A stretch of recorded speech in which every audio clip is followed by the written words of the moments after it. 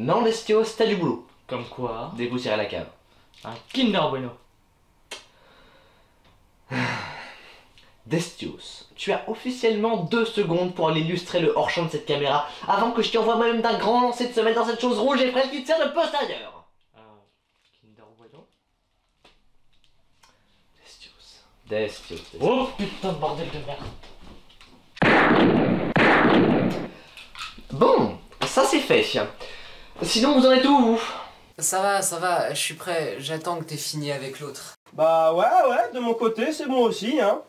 Mais je vois pas pourquoi tu veux pas qu'il participe à la vidéo, hein. Je sais pas, c'est ton acolyte, normalement. En plus, c'est important, les acolytes. Ouais, je suis d'accord, hein. Comme je viens de lui dire, il a du travail. T'inquiète pas, il va nous rejoindre plus tard. Bon, c'est pas tout ça, mais on la commence quand, cette émission? C'est parti.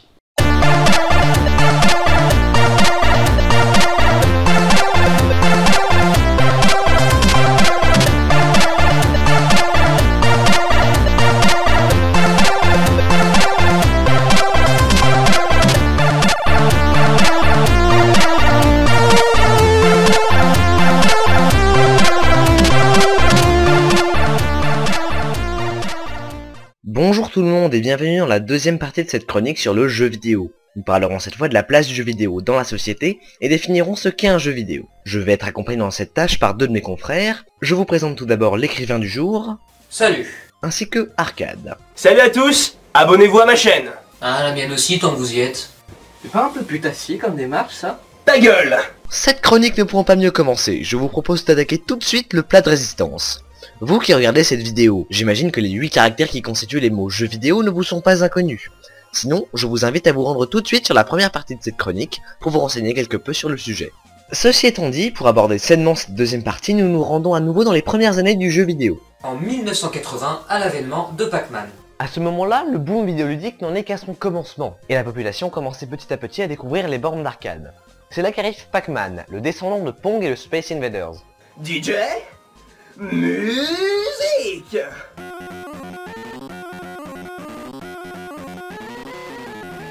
Ce petit rond jaune qui ouvre et ferme la bouche n'est ni plus ni moins que le premier héros de jeu vidéo de l'histoire. Dès lors, on voit apparaître, comme je l'avais déjà dit, des montagnes de produits dérivés, incluant chansons, dessins animés, plein d'autres trucs. Un véritable univers se crée autour de la licence et Pac-Man devient très rapidement une référence populaire. Puis, quelques temps plus tard, c'est au tour de Donkey Kong de faire son apparition, intronisant le personnage de Mario. Une fois encore, un héros est né. Je précise juste qu'il aurait quand même fallu attendre 10 ans avant de voir le premier personnage de jeu vidéo humain. Donc les premiers développeurs étaient des putains de misanthropes. Enfin bref, Mario devint en quelque sorte le porte-étendard du média. Le public que le jeu vidéo visait à la base était les enfants et les adolescents. Ceux-ci se reconnaissaient donc bien plus dans ce personnage. Avec Donkey Kong et un peu plus tard Super Mario, le jeu vidéo réussit à s'implanter profondément dans la culture populaire. C'est à partir de là que nous allons entrer dans le vif du sujet, mais d'abord quittons maintenant cette chose embêtante qui est la cohérence temporelle pour prendre un point de vue plus général. Et pour cela... Destios! Quoi? Transition s'il te plaît. D'accord. On m'a dit que je pouvais devenir ce que je veux. Alors je suis devenu un homme.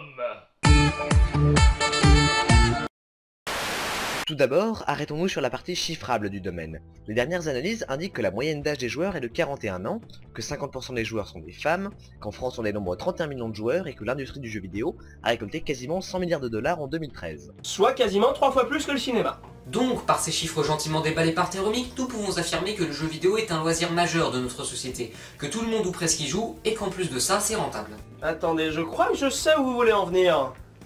On va taper sur du con. Exactement. Tout à fait mon cher Arcade, nous arrivons aux portes de notre premier obstacle, les détracteurs du jeu vidéo. Vous en avez sûrement dans votre entourage, des gens croyant tout savoir sur votre loisir favori et le taxant délibérément de débile ou addictif. Que ce soit la tante Gertrude ou le grand cousin Sébastien, tous deux fervents adeptes de la culture bourgeoise. Nous vous proposons ici un guide de survie en cas de débat contre l'un de ces détracteurs. La première chose à faire dans un débat pour gagner de l'auditoire, c'est de discréditer l'adversaire. Le jeu vidéo a aujourd'hui comme qualité qu'il est incroyablement divers, avec des milliers d'expériences vidéoludiques différentes. Faire un niveau de Super Mario Bros est une expérience vidéoludique unique. Passer la nuit entière sur Skyrim, c'est aussi une expérience vidéoludique unique. Jouer à Flappy Bird dans le métro, c'est encore une autre expérience vidéoludique. Farmer pendant des heures sur World of Warcraft, c'en est encore une autre. Chacune de ces expériences apporte aux joueurs des sensations et des connaissances différentes à chaque fois. On pourrait même dire qu'il y a autant d'expériences vidéoludiques différentes qu'il existe de rencontres possibles entre un joueur et un jeu vidéo. De ce fait, prétendre saisir d'un mot toute l'étendue de cette variété et décréter que le jeu vidéo est un loisir pour adolescents attardés relève un petit peu de la bêtise et surtout d'une grande étroitesse d'esprit. Bien, maintenant que notre adversaire est dans une position de désarroi, il y a de bonnes chances qu'il sorte un des arguments classiques des détracteurs du jeu vidéo, dont nous allons dresser la liste dès maintenant. Numéro 3. Oui, mais vous voyez, il est bien évident que ces jeux rendent violents. La télé a bien prouvé que tous ces tueurs en série étaient accros aux jeux vidéo.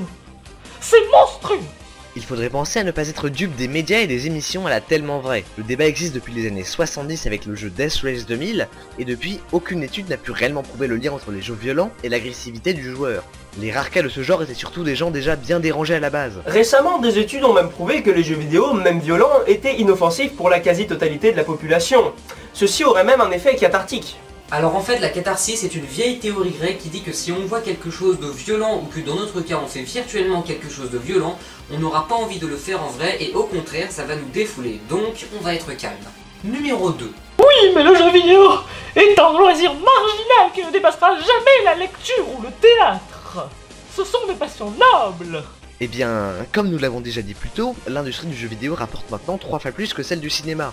Et une autre étude montre que le temps consacré à la lecture était en moyenne 5h30 par semaine en 2013, alors que nous jouions environ 12 heures par semaine. Un sacré petit paquet d'heures en plus, quoi.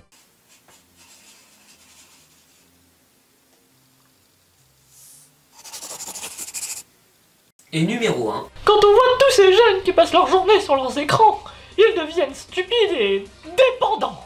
Cet argument est le plus utilisé de nos jours. C'est d'ailleurs celui que les détracteurs du jeu vidéo sortent en premier. Je veux bien qu'ils jouent, mais je ne veux pas que ça devienne une drogue. Le jeu vidéo est un loisir qui demande du temps et de l'investissement. Mais quoi, c'est pas comme ça partout. Jouer au foot, ça demande de l'investissement. Faire de l'aviron, ça demande de l'investissement. Apprendre à chanter, ça en demande aussi. Le jeu vidéo est un des loisirs et même le loisir qui stimule le plus l'intelligence. Il a été prouvé que les gamers prenaient des décisions plus nettes et rapides. Contrairement à la télévision devant laquelle on reste passif, le jeu vidéo demande de l'interaction. Même dans les jeux tels. Ne prononce plus jamais ce nom devant moi. Des études ont d'ailleurs démontré que l'on passait en moyenne 28 heures devant la télévision. Donc addiction, tout est relatif. De mon point de vue, on a eu exactement la même chose à toutes les époques. Il y a quelques années, c'était Miyazaki qu'on discréditait en taxant ses films de très jolis mots tels que incompréhensible ou alors débile. Et regardez comment les gars de la télé lui ont rendu hommage quand il a pris sa retraite. Enfin! Avec ces arguments en poche, vous êtes prêts à soutenir vos longues discussions avec la tante Gertrude et le grand cousin Sébastien pendant les repas de famille. Voyons ce qu'ils ont à dire d'ailleurs.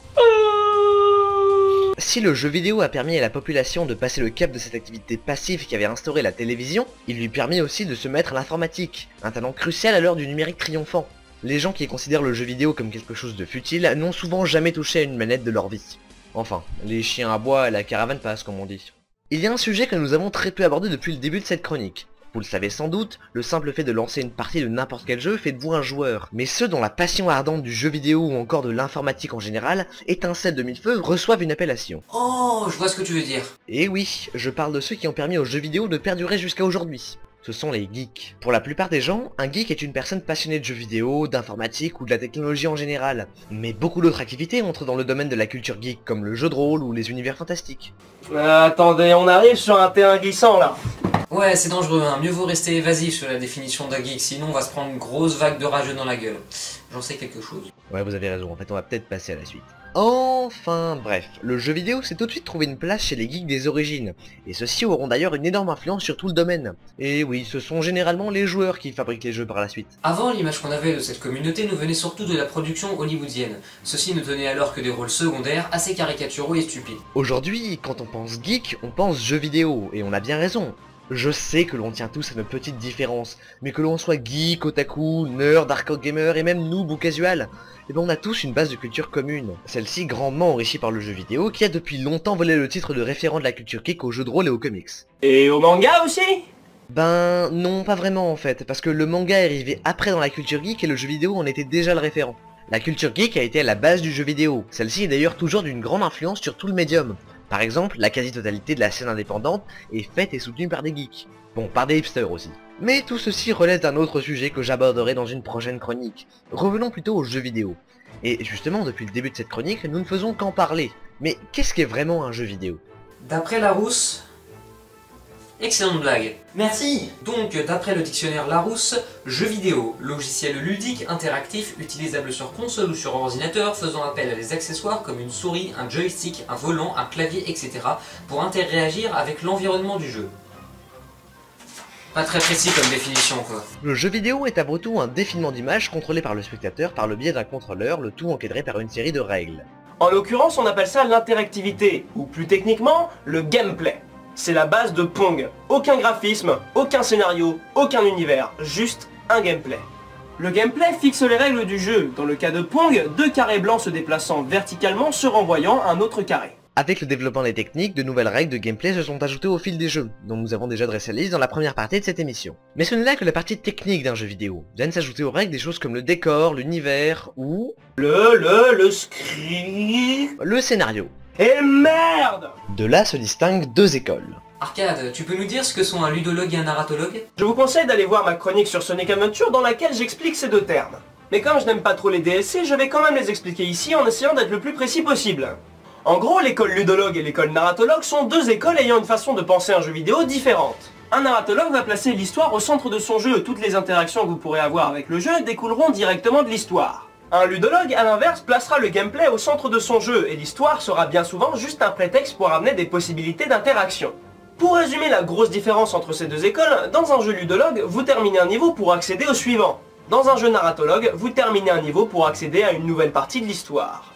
Ces 2 écoles présentent toutes 2 des avantages et des défauts qui, poussés à l'extrême, peuvent diviser les foules. C'est là que je trouve l'école ludologue un peu avantagée, car un jeu avec un gameplay mythique, mais sans scénario, sans personnage et sans univers, peut quand même être un excellent jeu.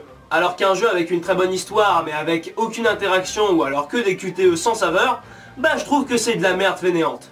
Comme ces putains de jeux Telltale. Voilà, j'espère que vous avez compris ces 2 termes. Rappelez-vous quand même que ce ne sont pas les 2 seules écoles, et qu'il y a des millions de façons de penser un jeu vidéo. C'est moi ou tu viens de t'approprier 2 minutes de la vidéo comme un gros connard égoïste? Exactement. Vous pouvez continuer. C'est à partir de tous ces éléments que l'on parvient à créer une expérience, la chose la plus importante pour le joueur. Car que vous ayez aimé le jeu ou non, que vous y ayez passé 3 minutes ou une centaine d'heures, vous aurez dans tous les cas une expérience unique et propre au jeu. Il existe des dizaines de types de jeux différents, les RPG, les jeux de baston, les FPS, les open world, et j'en passe. Tout ceci forme une palette d'expériences incroyablement divers, comme je l'avais déjà dit plus haut. Ce sont tous ces éléments qui composent un jeu vidéo, leur mélange pouvant donner de tout, du bon comme du mauvais. Mais au fond, qu'est-ce qui importe le plus? Qu'est-ce que le jeu vidéo a d'unique? On retrouve l'histoire dans les livres, l'image dans le cinéma et l'interactivité dans les jeux Telltale. Si on ne considère le jeu vidéo que comme un habile mélange de tous ces éléments, il n'y aurait pas eu énormément d'engouement autour de ce domaine. Non, en dehors des graphismes, de l'histoire ou même de l'interactivité, le jeu vidéo est avant tout un jeu. Waouh! Heureusement que j'ai regardé cette vidéo pour savoir ça. Laissez-moi finir, vous allez comprendre. Quand on regarde autrement, le jeu vidéo n'est pas vraiment quelque chose de nouveau. Ce n'est au fond qu'une innovation technologique du jeu qui lui existe depuis la nuit des temps. Les éléments et les sensations du jeu vidéo sont tous repris d'autres médiums. Donc en revenant à ce que j'ai dit tout à l'heure, le jeu vidéo est un concentré de plein de différentes choses auxquelles viennent s'ajouter le jeu. Et c'est ceci qui lui donne tout son panache. C'est comme cela qu'il est unique. Par le biais du jeu, on peut grandir, apprendre et surtout s'amuser. À partir de là, chacun peut avoir son propre point de vue, puisque chacun peut décider de ce qui l'amuse ou pas. Ce qui complète la définition. Le succès du jeu vidéo vient de l'association de tous ces éléments. C'est grâce à ça qu'il a survécu pendant ces périodes de troubles en 1983. S'il connaît encore bien des détracteurs aujourd'hui, il aura toujours une communauté pour le soutenir et le faire avancer. Alors oui, parfois on se dispute, comme par exemple la guerre Sega Nintendo, ou encore plus récemment la sortie de la Next Gen. Mais on reste des joueurs avant tout. Peu importe les tendances ou les périodes, le jeu vidéo a pu créer une ère de paix et d'entente, plus que jamais cela n'a été possible dans l'histoire des peuples et des civilisations. Cette culture en constante expansion, que ce soit sur internet ou dans la réalité, elle est en route pour devenir la locomotive du grand train de la culture, là où elle était considérée comme le dernier wagon il y a quelques années. Et avec une telle avancée technologique comme le prouvent les graphismes du dernier Call of Duty, ou encore la sortie des HoloLens de Google, le jeu vidéo est en train de changer la face du monde. On pourrait même dire que nous sommes aux portes du virtuel.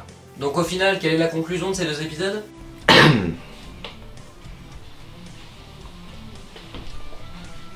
Je joue, donc je suis. PlayStation, mesdames et messieurs.